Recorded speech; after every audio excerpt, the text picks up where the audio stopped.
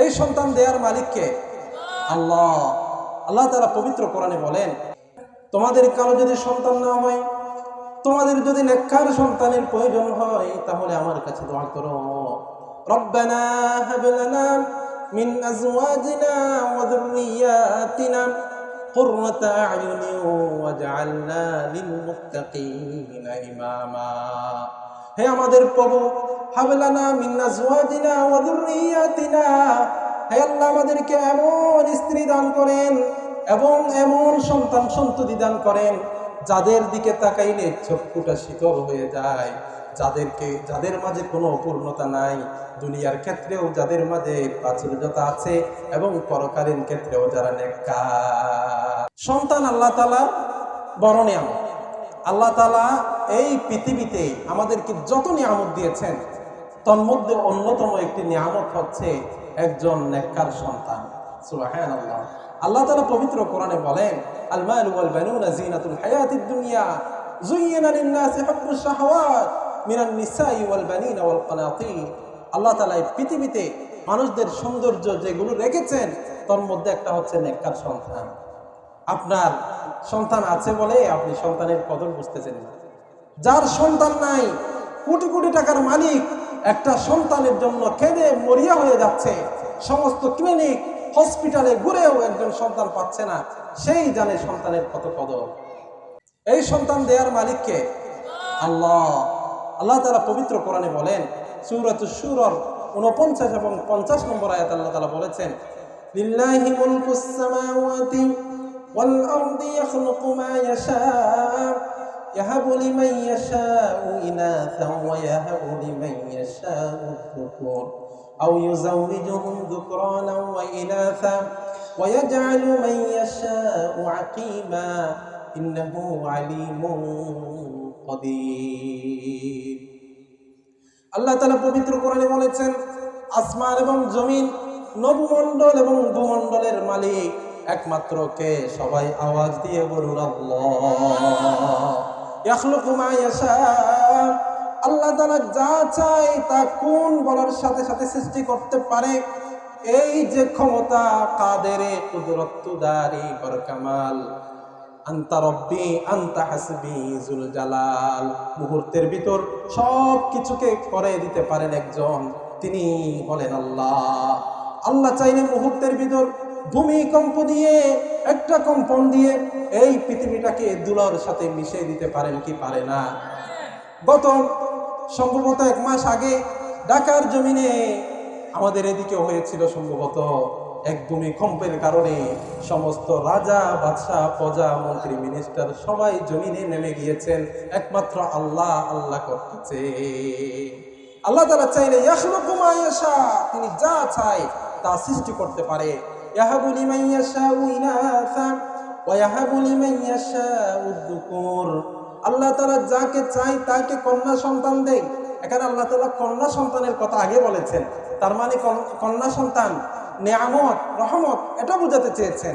আমাদের সমাজে অনেকেই কন্যা সন্তান হলে একটু মন ভালো থাকে না, একটু রাগ করে, একটু তাদের বুড়ো কুচকে যায়। এটা কিন্তু করা যাবে না। এটা হচ্ছে আইয়ামে জাহিলিয়াতের নিদর্শন। ওয়াইদা বুশিরা আহাদুহুম বিল উনসা যাল্লা ওয়াজহুহু মুসওয়াদ্দান ওয়া হুয়া কাযীম। কন্যা সন্তান হচ্ছে রহমত, তারা হচ্ছে আপনার জন্য জান্নাত। সুবহানাল্লাহ। এজন্য আল্লাহ তাআলা বলেন, ইয়াহাবু লিমান ইয়াশাউ ইনাসা ওয়া ইয়াহাবু লিমান ইয়াশাউ যুকুর। আল্লাহ তাআলা যাকে চায় তাকে কন্যা সন্তান দান করে, আর যাকে চায় তাকে পুরুষ সন্তান দান করে, ছেলে সন্তান দান করে। আর যাকে চায় তাকে ছেলেও দান করে, মেয়েও দান করে। আর কাউকে কাউকে ছেলে মেয়ে কিছু না দিয়ে তাদেরকে পরীক্ষা করেন, বন্দা বানিয়ে রাখেন। সন্তান দেওয়ার মালিক একজন, তিনি হচ্ছেন আল্লাহ। কারো যদি সন্তান না হয়, তাহলে কি পীরের দরবারে গিয়ে সিজদা চেয়ে সন্তান চাওয়া যাবে? যাবে না। পীর সন্তান দেওয়ার মালিক কি? পীর সন্তান দিতে পারে না। সে যদি সন্তান দিতে পারতো, তাহলে সেই কবরে সে আছে কেন? সে কি মরতো? পৃথিবীতে কেউ কি মরতে চায়? সেই সন্তান দেওয়ার মালিক নয়, সন্তান দেওয়ার মালিক একজন, শুধু আল্লাহ। আবার অনেকেই সন্তান না হলে হুজুরদের কাছে তাবিজের জন্য আসে, তাবিজ নিলেও সন্তান দিতে পারে না। সন্তান দেওয়ার মালিক একমাত্র আল্লাহ। তার কাছে আপনাকে সন্তান চাইতে হবে। আর সন্তান যেনতেন সন্তান চাইলে হবে না। আম্বিয়া কেরাম যে সন্তানের জন্য যেভাবে দোয়া করেছেন, আপনাকেও সেভাবে দোয়া করতে হবে। পবিত্র কোরআনে আছে, রব্বি হাবিলি মিনাস সালিহিন। হযরত ইব্রাহিম আলাইহিস সালাম 84 বছর বয়সে, মতান্তরে 94 বছর বয়সে আল্লাহর কাছে নেককার সন্তানের জন্য দোয়া করেছেন। 94 বছর বয়সে কি সন্তান হয়? সন্তান হয় না, হওয়ার মতো ক্যাপাসিটি সেটা থাকে না। সেই সময় আল্লাহর কাছে দোয়া করেছেন। আল্লাহ তাআলা হযরত ইব্রাহিম আলাইহিস সালামকে সন্তান দিয়েছেন কি দেয় নাই? তাকে যেই সন্তান দিয়েছেন সেটা হচ্ছে আমাদের নবিকুল শিরোমণি হযরত মুহাম্মদ সাল্লাল্লাহু আলাইহি সাল্লামের বংশ পরম্পরায় যার সাথে মিলিত হয় তিনার নাম হচ্ছে হযরত ইসমাঈল আলাইহিস সালাম। ওয়াবাশশারনাহু বিগুলামিন হালিম। আল্লাহ তাআলা তাদেরকে পৃথিবীবাসীর জন্য নিদর্শন হিসেবে রেখে দিয়েছেন। সুবহানাল্লাহ। এজন্য আল্লাহর কাছে নেককার সন্তানের জন্য দোয়া করতে হবে। আল্লাহ তাআলা দোয়া শিখিয়ে দিয়েছেন, কত সুন্দর দোয়া, আমরা চাইলে একটু মুখস্থ করে নিব, কত সুন্দর। আল্লাহ তাআলা বলেছেন, তোমাদের কারো যদি সন্তান না হয়, তোমাদের যদি নেককার সন্তানের প্রয়োজন হয়, তাহলে আমার কাছে দোয়া করো। রব্বানা হাব লানা মিন আজওয়াজিনা ওয়া যুররিয়াতিনা কুররাতা আ'য়ুনিন ওয়াজআলনা লিল মুত্তাকিনা ইমামা। হে আমাদের প্রভু, হাব লানা মিন আজওয়াজিনা ওয়া যুররিয়াতিনা, হে আল্লাহ আমাদেরকে এমন স্ত্রী দান করেন এবং এমন সন্তান সন্ততি দান করেন যাদের দিকে তাকাইলে চক্ষুটা শীতল হয়ে যায়, যাদের মাঝে কোনো অপূর্ণতা নাই, দুনিয়ার ক্ষেত্রেও যাদের মাঝে প্রাচুর্যতা আছে এবং পরকালীন ক্ষেত্রেও যারা নেককার। এমন সন্তান যদি পেতে চান তাহলে আল্লাহর কাছে এইভাবে চাওয়ার মতো যদি চান, তাহলে আল্লাহ তাআলা দিবেন কি দিবে না? দিবে। এজন্য আল্লাহর কাছে সেইভাবে চাইতে হবে।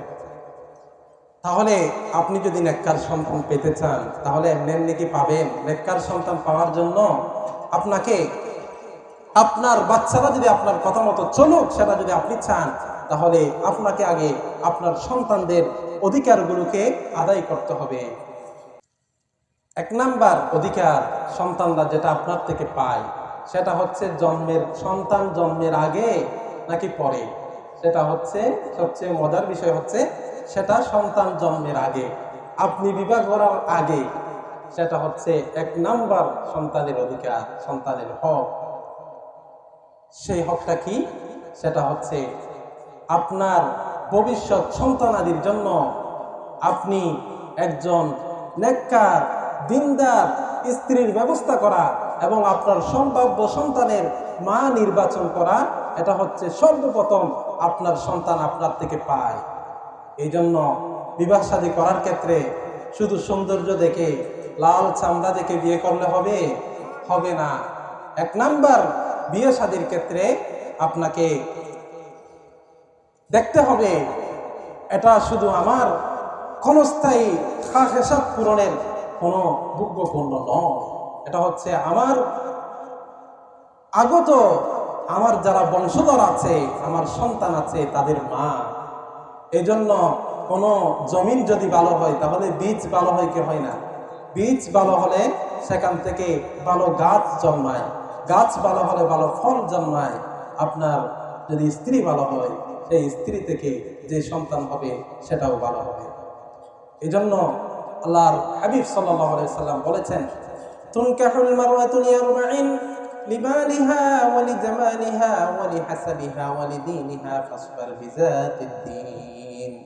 বিশ্বনবী বলেন, আরবের লোকেরা 4টা জিনিস দেখে, 4টা বৈশিষ্ট্য দেখে, 4টা কোয়ালিটি দেখে নারীদেরকে বিয়ে করত। 1 নাম্বার হচ্ছে লিমালিহা, নারীদের ধনসম্পদ দেখে নারীদেরকে বিয়ে করত। 2 নাম্বার ওয়ালি জামালিহা, নারীদের সৌন্দর্য দেখে বিয়ে করত।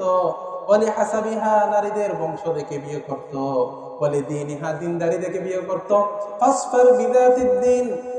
রাসূল করিম সাল্লাল্লাহু আলাইহি সাল্লাম বলেছেন, যে 4 কোয়ালিটি দেখে মানুষেরা বিয়ে করে, তন্মধ্যে তোমরা শেষ যে কোয়ালিটি দিনদারিকে তোমরা প্রাধান্য দিয়ে দাও, তারিবাতিয়াদাকা, যদি দিনদারিকে প্রাধান্য না দাও তাহলে তোমাদের 2 হাত দুটোই দূষিত।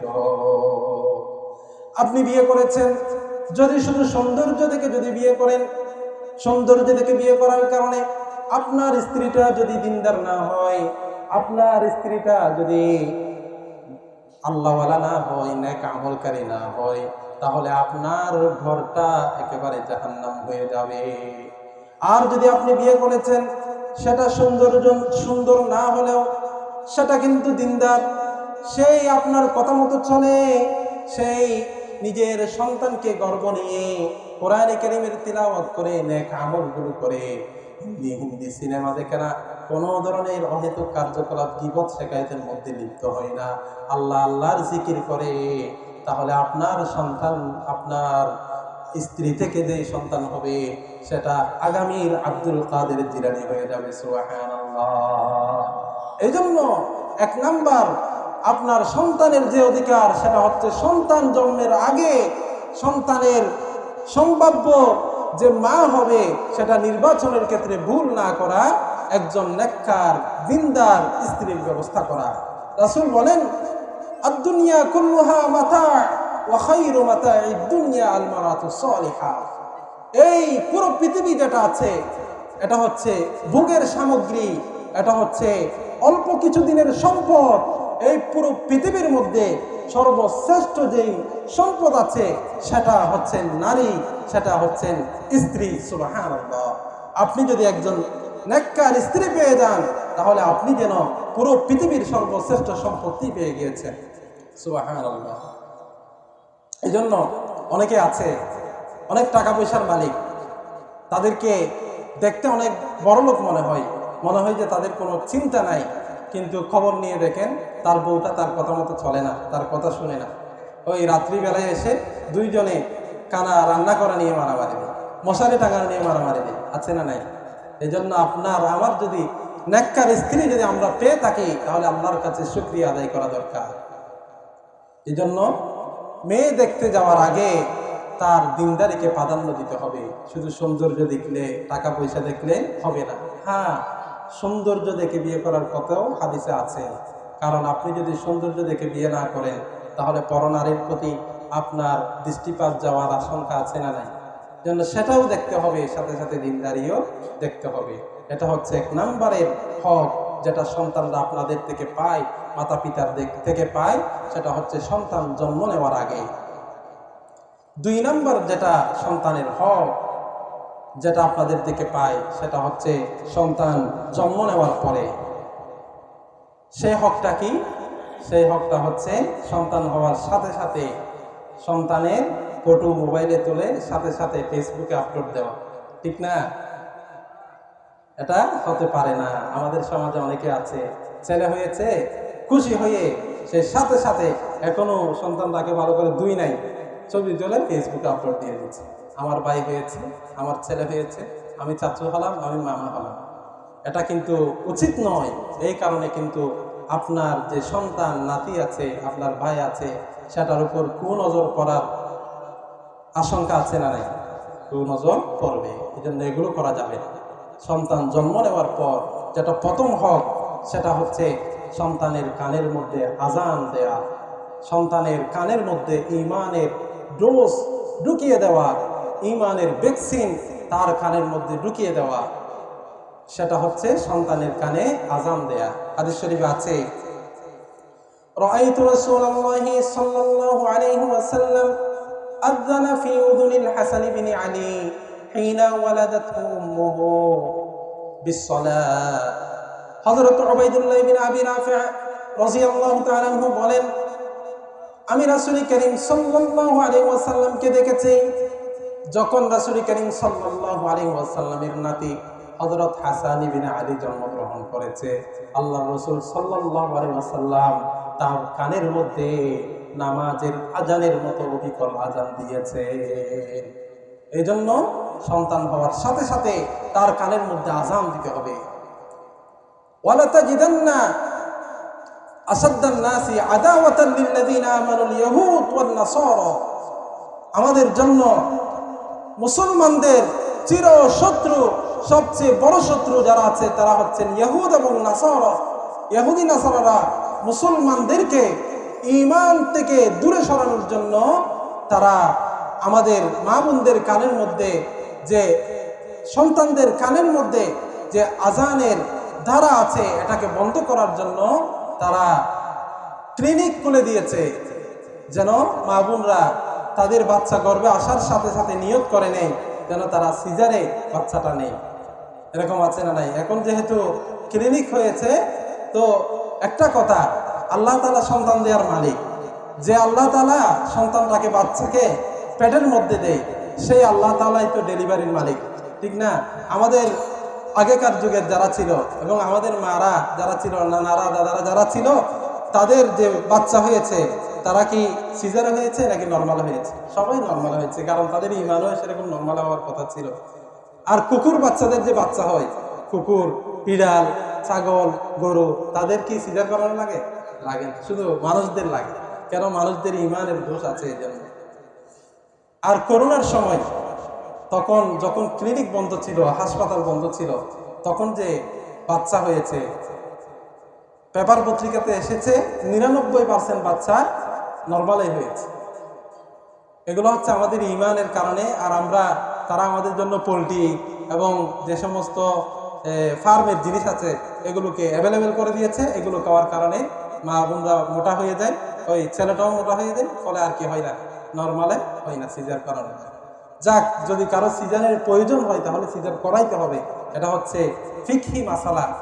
ফিকহি মাসালা, মুফতি সাহেবানরা ফতোয়া দিবে যে যদি কারো সিজারের প্রয়োজন হয়, ডাক্তাররা যদি বলে, দিনদার ডাক্তাররা যদি বলে, তাকে সিজার করাইতে হবে, ঠিক আছে। কিন্তু আপনাকে যেই ডাক্তারের কাছ থেকে আপনি সিজার করাবেন, তার সাথে আপনার সাথে একটা কথা বলে রাখতে হবে যে আমার বাচ্চা হওয়ার সাথে সাথে কোনো আওয়াজ আমার বাচ্চার কানে যাওয়ার আগে আমি আমার বাচ্চার কানের মধ্যে একটু আজান দিয়ে দিব।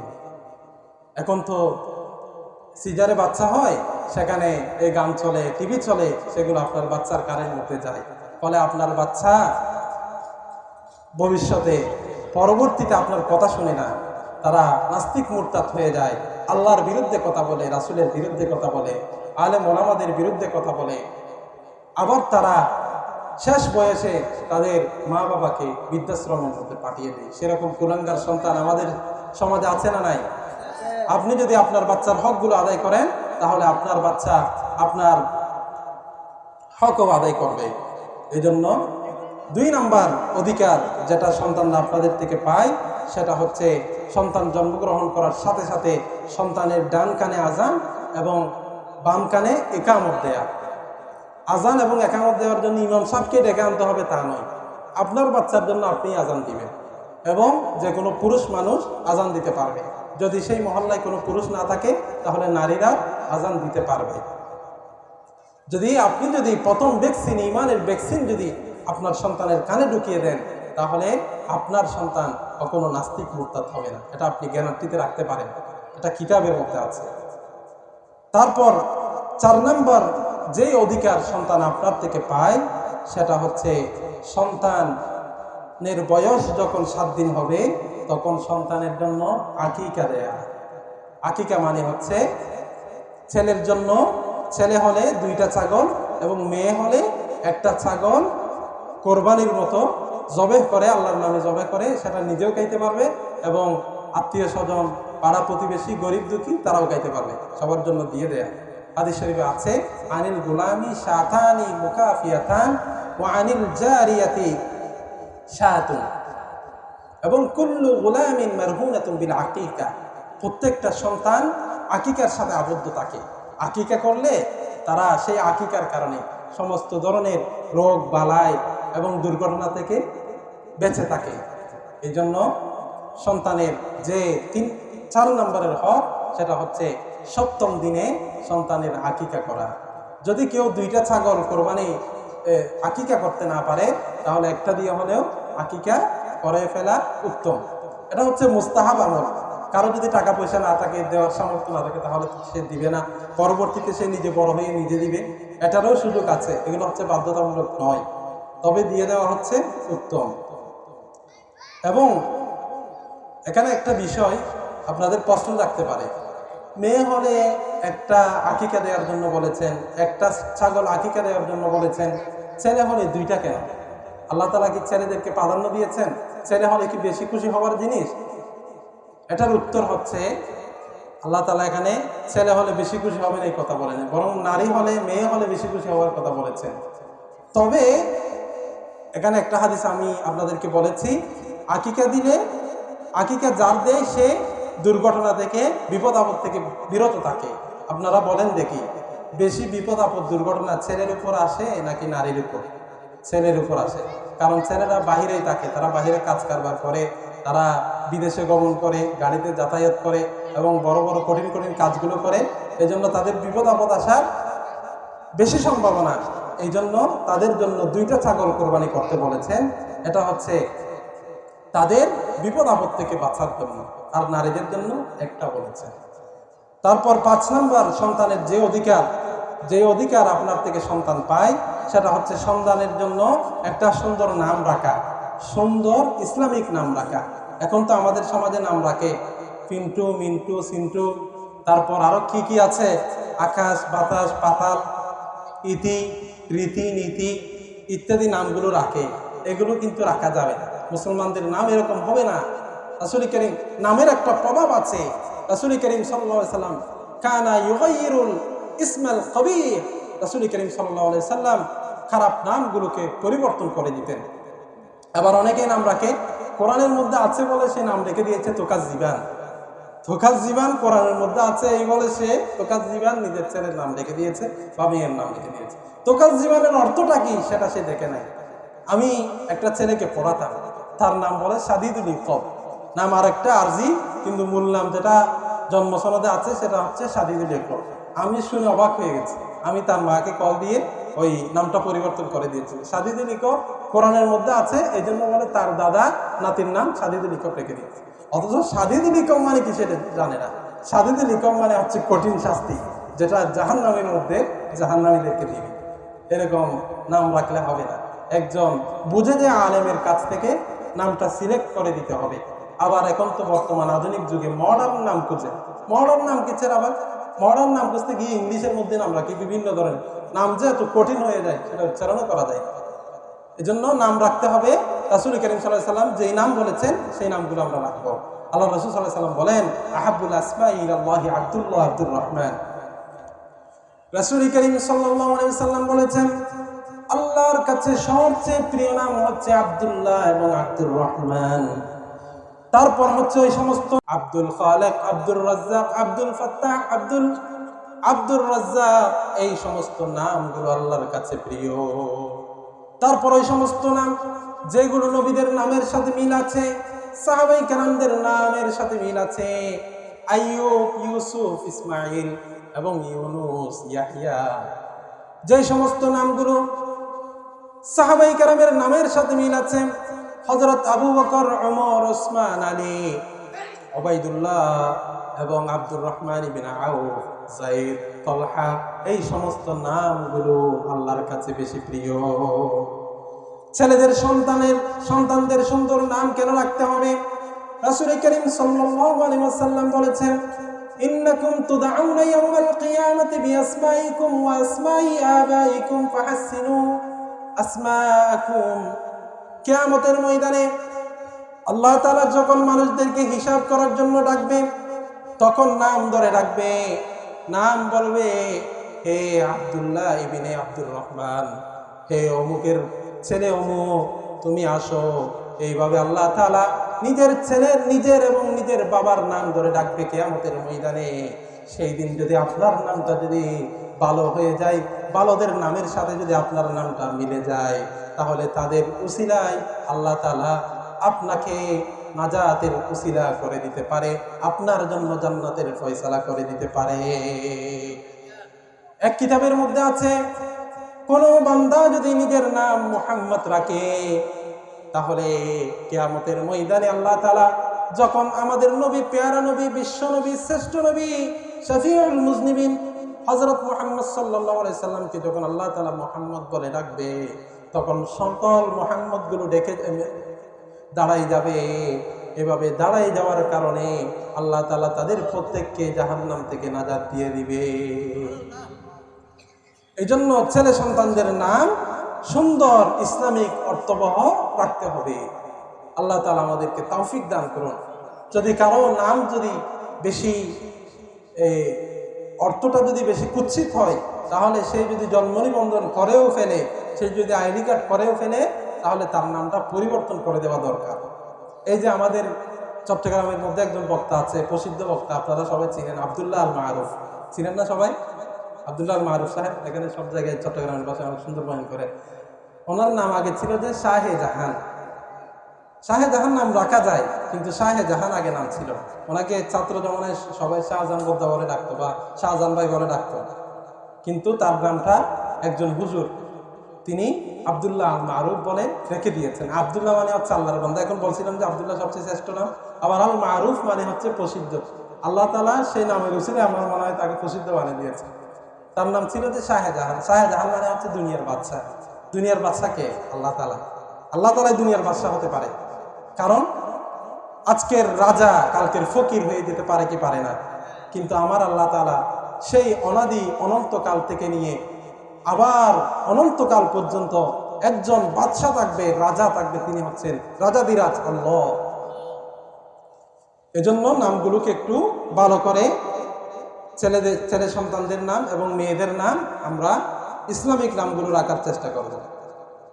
আর মেয়েদের নামের ক্ষেত্রে অনেকে বৃষ্টি, ইতি, নীতি ইত্যাদি এগুলো রাখে ওই আনকমন হওয়ার জন্য, এগুলো কিন্তু রাখা যাবে না। ইসলামিক নামগুলো আমরা রাখার চেষ্টা করব। তারপর 6 নম্বর অধিকার যেটা সন্তান আপনার থেকে পায়, সেটা হচ্ছে সন্তানের খতনা করা। সন্তানের খতনা করা, মুসলমানি করা। সেটা যদি ডাক্তাররা যদি বলে ছোটবেলায় করে ফেলার জন্য কোনো অসুবিধা না হয়, তাহলে 7 দিনও করে দিতে পারবে, অথবা একটু বড় হলে করতে পারবে, তবে 10 বছর 11 বছরের আগে করে ফেলা ভালো। এবং এই খতনা করে যে অনুষ্ঠান ইত্যাদি করে, এগুলো কিন্তু কোরআন হাদিসে নাই। আমরা কি করি? কোরআন হাদিসে যা আছে তা পালন করি না, আবার যা নাই তা কিন্তু সামাজিক রীতিনীতি অনুযায়ী করে মানুষদের উপর জরুর করি। এই যে সন্তান হত্যা করেছে, এই জন্য নানার বাড়ি থেকে এটা আনতে হবে, ওইটা আনতে হবে, আবার নিজেকেও বড় একটা পিকনিক করতে হবে, ছেলেটাকে মাইক নিয়ে চারিদিকে ঘুরাইতে হবে, এগুলো কিন্তু ইসলামে। আকিকা করার কথা কিন্তু ইসলামে আছে, কিন্তু আমাদের সমাজে আকিকা করে না। কি আজীব অবস্থা! এই যে বিয়ের সময় যৌতুক নেওয়া, এগুলো কিন্তু নাই আমাদের সমাজে, কিন্তু এগুলো হয়ে গেছে। তারপর বৈরাত, বৈরাত মানে হচ্ছে বরযাত্রী আর কি, ওই যে মেয়ের ঘরে গিয়ে খাওয়া, এগুলো কিন্তু ইসলামে নেই। এগুলো মানে রীতিনীতি হয়ে গেছে, কিন্তু ইসলামে যা বলা হয়েছে সেগুলো কিন্তু আমরা পালন করি না। এগুলো আমাদেরকে পরিবর্তন আনা দরকার। আপনারা যদি পরিবর্তন না আনেন, তাহলে পরবর্তী যারা আছে তাদের উপর কষ্ট হয়ে যাবে। আমাদের চট্টগ্রাম মতো এমন অবস্থা, সে ভাত খাইতে পারে না, কিন্তু ওই ফকিরের মতো টাকা তুলে তোলা হলেও বরযাত্রী এগুলো খাওয়ায়, মানে শোষা করে একটু। নিজের নাই তেনা মিলাদি বার্তা না, এগুলো করার কোনো লাভ আছে? এগুলো করার কোনো লাভ নেই। ইসলাম যা বলেছে তা আমাকে সমাজের মানুষ যাই বলুক না কেন, আমি ইসলাম মতো চলবো, এরকম আমরা রাজি আছি না? নেই। হুজুর এসে গিয়েছেন, আমি 7 নম্বর সন্তানের যে অধিকার, যেই অধিকার আপনার থেকে সন্তান পায়, সেটা হচ্ছে সন্তানকে কোরআন এবং দ্বীন শিক্ষা দেয়া। সন্তানকে দ্বীন ইসলামের শিক্ষা দিতে হবে, কোরআনের শিক্ষা দিতে হবে। আপনি যদি আপনার সন্তানকে যদি দ্বীনের শিক্ষা না দেন, তাহলে কি হবে জানেন? আপনার সন্তান যদি আপনার জানাজার নামাজে যদি জানাজার দোয়াটা না পারে, আপনার চেয়ে দুর্ভাগ্য পিতা, আপনার চেয়ে হতভাগা পিতা এই পৃথিবীতে আর কেউ হতে পারে না। এই জন্য আপনার সন্তানকে দ্বীনি শিক্ষা দিতে হবে। ইসলামের মৌলিক নলেজগুলো আপনার সন্তানের মাথায় ঢুকিয়ে দিতে হবে। নামাজ, রোজা, হজ, যাকাত এগুলো কিভাবে করে, ওযু কিভাবে করে, এবং জানাজার নামাজের দোয়া ইত্যাদি এগুলো শিখিয়ে দেওয়া, এটা হচ্ছে আপনার নৈতিক দায়িত্ব, আপনাকে আদায় করতে হবে। আপনি যদি আপনার সন্তানকে পৃথিবীর যত শিক্ষা আছে, ডাক্তার, ইঞ্জিনিয়ার, ম্যাজিস্ট্রেট, উকিল, ব্যারিস্টার যা যা আছে সব পড়িয়েছেন, আর যদি কোরআনের শিক্ষা না দেন, তাহলে আপনি মরার পর এগুলোর কোনো কাজে আসবে না। আপনার সন্তান যদি আপনার কবরে দাঁড়িয়ে দুনিয়াতে যত ইংলিশ শিক্ষা শিখেছে সবগুলো যদি পড়ে আপনার জন্য দোয়া করে, তাহলে আপনার কি কোনো লাভ হবে? আর যদি আপনার সন্তানকে যদি আপনি দ্বীনি শিক্ষা দেন, আপনার কবরের পারে দাঁড়িয়ে যদি একবার সূরা ফাতিহা পড়ে, সূরা ফাতিহা পড়ার সাথে সাথে আল্লাহ তাআলা আপনার কবর থেকে আযাবকে দূর করে দিবেন। সবাই বলেন সুবহানাল্লাহ। এই জন্য সন্তানকে কোরআন শিক্ষা দিতে হবে। আর যদি সন্তানকে কোরআন শিক্ষা দেন, দ্বীন শিক্ষা দেন, আপনার সন্তানকে যদি হাফিজ কোরআন বানান, আল্লাহু আকবার, আপনার চেয়ে সৌভাগ্যবান পিতা এই পৃথিবীতে আর কেউ হতে পারে না। এটা কেউ না বুঝতে না বুঝুক, কিন্তু আপনি হচ্ছে সৌভাগ্যবান পিতা, কারণ আপনার জন্য কত বড় আল্লাহ তাআলা কত বড় পুরস্কারের কথা বলেছেন। আল্লাহর হাবিব সাল্লাল্লাহু আলাইহি ওয়াসাল্লাম বলেছেন, মান ক্বরাআল কুরআনা ফাস্তাযহারাহু ফাহাল্লা হালালাহু ওয়া হাররামা হারামাহু আদখালাহু আল্লাহুল জান্নাহ ওয়া শাফাআহু ফি 'আশরাতিন মিন আহলি বাইতিহি কুল্লুহুম ক্বাদ ওয়াজাবাত লাহুন নার। আল্লাহ তাআলা বলেন, আল্লাহর হাবিব সাল্লাল্লাহু আলাইহি ওয়াসাল্লাম বলেছেন, আমার উম্মতের যে নরনারী নিজে কোরআন শরীফকে পড়ে, কোরআন শরীফকে মুখস্থ করে এবং কোরআনে কারীমের মধ্যে যে সমস্ত মামুরাত এবং মুনহিয়াতগুলো আছে, কোরআনে কারীমের মধ্যে যে সমস্ত আদেশ নিষেধ আছে এগুলোর মতো চলে এবং সে কোরআনে কারীমকে মুখস্থ করে, তাহলে সেই কারণে আল্লাহ তাআলা তাকে জান্নাতের মধ্যে প্রবেশ করাবেন। ওয়াশাফাআহু ফি 'আশরাতিন মিন আহলি বাইতিহি কুল্লুহুম ক্বাদ ওয়াজাবাত লাহুন নার। আল্লাহ তাআলা কাল কিয়ামতের ময়দানে তাকে এমন ক্যাপাসিটি দান করবে, সে তার পাড়া প্রতিবেশীর মধ্যে, নিজের আত্মীয় স্বজনদের মধ্যে 10 জন জাহান্নামী মানুষকে জাহান্নাম থেকে মুক্ত করে জান্নাতে ঢুকিয়ে দেওয়ার সুপারিশ করতে পারবে। সুবহানাল্লাহ। শুধু তা নয়, যেই ব্যক্তি কোরআনে কারীমকে মুখস্থ করবে তাকে আল্লাহ তাআলা বলবেন, ইকরাউ লিসাহিবিল কুরআন ইকরা ওয়ারতাকি ওয়ারাত্তিল কামা কুনতা তুরাত্তিলু ফিদ দুনিয়া ফাইন্না মানজিলাকা ইনদা আখিরি আয়াতিন তাকরাউহা। কাল কিয়ামতের ময়দানে হাফেজে কোরআনকে জান্নাতের মধ্যে আল্লাহ তাআলা বলবেন, ওগো আমার হাফেজে কোরআনরা, তোমরা আমার আয়াতগুলোকে পাঠ করতে শুরু করো। হাফেজরা আলিফ লাম মিম আলহামদুলিল্লাহি রাব্বিল আলামিন থেকে তিলাওয়াত করা শুরু করবে। একটা আয়াত তিলাওয়াত করবে, একটা তলা উপরে উঠবে, আরেকটা আয়াত তিলাওয়াত করবে, আরেক তলা উপরে উঠবে। এইভাবে 6666 আয়াত হাফেজে কোরআনরা পড়বে। 6666 আয়াত বিশিষ্ট একটা ঘরের মালিক হাফেজে কোরআনরা হয়ে যাবে। সুবহানাল্লাহ। জান্নাতের ঘর দুনিয়ার ঘরের মতো নয়। জান্নাতের ঘর কেমন ঘর? যেই ঘরের এক একটি ইট হবে স্বর্ণের, এক একটি ইট হবে রৌপ্যের, এক একটি ইট হবে ইয়াকুত পাথরের। জান্নাতের একটি হুরের একটি যে তুতু আছে, এই পুরো পৃথিবীটা সেই তুতুর পরিমাণও হবে না। উলবিসা ওয়ালিদাহু তাজাই ইয়াউমাল কিয়ামা। এবং যে হাফিজে কোরআন, যাকে তার মা বাবারা কষ্ট করে হাফিজে কোরআন বানিয়েছে, তাদের পুরস্কার হচ্ছে তাদের মাথার মধ্যে এমন একটি আলোর মুকুট, নূরের মুকুট পরিধান করবে, যেটার কারণে পুরো জান্নাতটা আলোকিত হয়ে যাবে।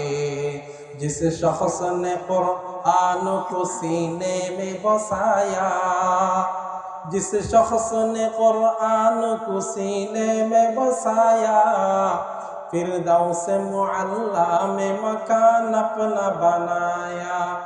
जिस शख्स की औलाद हुए हाफिज कुरान, महशर में मिलेगा उसे एक ताज दुरख्शा। 10 अहल जहन्नम की सिफारिश वो करेगा, फिरदौस में लेकर वो उन्हें साथ चलेगा। এজন্য নিজের ছেলে সন্তানদের 7 নম্বর যে অধিকার, সেটা হচ্ছে নিজের ছেলে সন্তানদের জন্য কোরআন এবং দ্বীনে শিক্ষার ব্যবস্থা করা। আজকে আমাদের সমাজে কেজি স্কুলে পড়ার জন্য এবং ইংলিশ শিক্ষায় শিক্ষিত করার জন্য ছেলের পেছনে অনেক অনেক টাকা খরচ করে। যেই ছেলেকে ইংলিশ পড়ার জন্য স্যারে পড়ায়, সেই স্যারকে অনেক অ্যামাউন্টের টাকা দিয়ে পড়ানো হয়। কিন্তু আপনার ছেলে সন্তান যাকে মাদ্রাসায় পড়ানো হয়, তার জন্য লিল্লা বোর্ডিং করে খুঁজে তার জন্য 1 টাকাও খরচ করতে রাজি নয়। এরকম হলে হবে না, বরঞ্চ আপনাকে কোরআনের শিক্ষার জন্য আরো বেশি করে খরচ করতে হবে। আপনি যদি খরচ করেন, সেগুলো আমলনামার মধ্যে লেখা হয়ে যাবে। সুবহানাল্লাহ। এবং 8 নাম্বার যে সন্তানের অধিকার, যেটা মাতা পিতা থেকে পায়, সেটা হচ্ছে সন্তানকে নামাজে শিক্ষা দেয়া। হাদিস শরীফের মধ্যে আছে, মুরু আওলাদাকুম বিসসালাতি ওয়া হুম আবনাউ 7 সিনিন ওয়াজরিবুহুম আলাইহা ওয়া হুম আবনাউ 10 সিনিন। তখন ছেলে সন্তানরা 7 বছর বয়সী হয়, তখন তাদেরকে নামাজের আদেশ দিবে। 10 বছর হলে তারা নামাজ না পড়লে তাদেরকে শাসন করবে, ওয়াফাররিকু বাইনাহুম বিল মাদাজি, এবং 10 বছর হয়ে গেলে তাদের বিছানাটা আলাদা করে দিবে, পৃথক করে দিবে, একসাথে তাদেরকে রাতে রাখবে না। আজকাল নিজেরাই নামাজ পড়ি না, তাহলে ছেলে সন্তানকে কি নামাজের শিক্ষা দিবে? এটা তো একেবারে গিয়া হয়ে যায়। আগে নিজেকে নামাজ পড়তে হবে। আর আমাদের সমাজের ছেলে সন্তানকে যখন মসজিদে নিয়ে আসে, তখন কিছু মুরব্বীরা তারা ওই তাদের মেজাজটা কিটকিটে হয়ে যায়, তো তখন তারা রাগ করা শুরু করে, হেই হেই হই, মানে এখানে কে আসছিস, এরকম এরকম কথা বল। এরকম কিন্তু বলা যাবে না। আপনিও কিন্তু একসময় ছোট ছিলেন, ছোট বাচ্চারাই তো লাফালাফি করবে নাকি? আবার একেবারে ছোট বাচ্চা এনে মসজিদে হাগুমুতু করে দিবে, এরকম বাচ্চাও আনা যাবে না। মানে মোটামুটি 7-8 বছর হয়েছে, তাদেরকে মাঝে মাঝে আনা দরকার। তাদেরকে যদি আনেন, তাহলে আগামীতে মসজিদটা আবার থাকবে, আপনাদের জন্য মসজিদে বসে বসে কবরের মধ্যে দোয়া করবে। তারপর 8 নাম্বার আমি সংক্ষেপে বলে দিচ্ছি। 9 নাম্বার সন্তানের যে অধিকার যেটা আপনার থেকে পায়, সেটা হচ্ছে ছেলে মেয়েকে পর্যাপ্ত সময় দেওয়া। এখন তথ্য প্রযুক্তির আধুনিক যুগে এসে ছেলেরাও চাকরি করে, মেয়েরাও চাকরি করে, ফলে ওই সন্তানটাকে কাজের বুয়ার কাছে রেখে চলে যায়।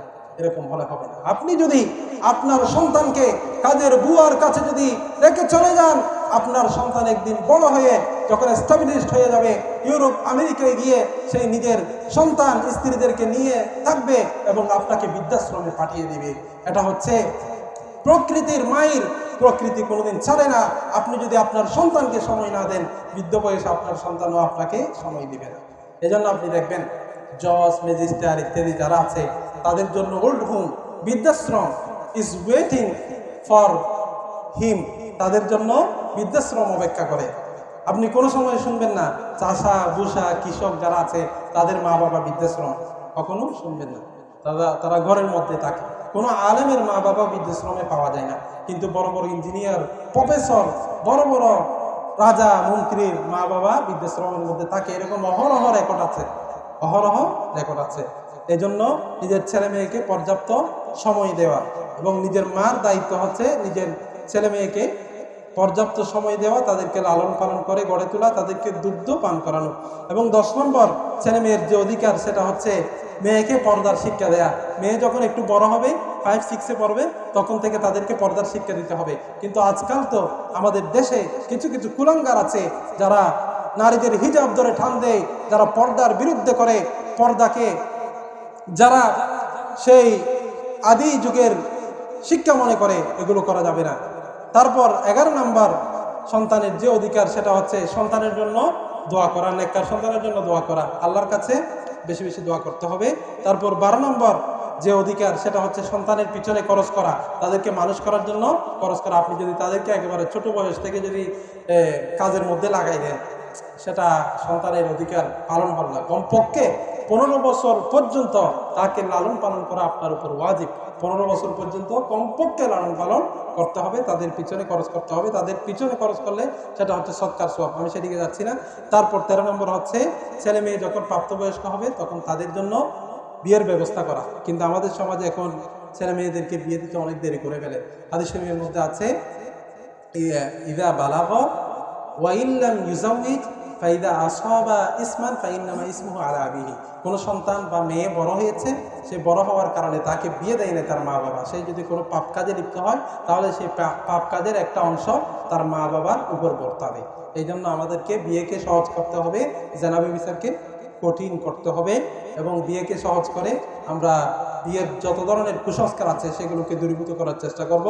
এবং 14 নম্বর যে হক, সেটা হচ্ছে ছেলে মেয়েদেরকে কম বয়সে স্মার্টফোন না দেওয়া। স্মার্টফোন দেওয়া মানে তার হাতে একটা আগুনের টুকরা দেওয়া, তার জীবনটাকে ধ্বংস করে দেওয়া, তার মেধা যেটা আছে সেটা ধ্বংস করে দেওয়া, তার যে ফোকাস শক্তি আছে সেটাকে ধ্বংস করে দেওয়া।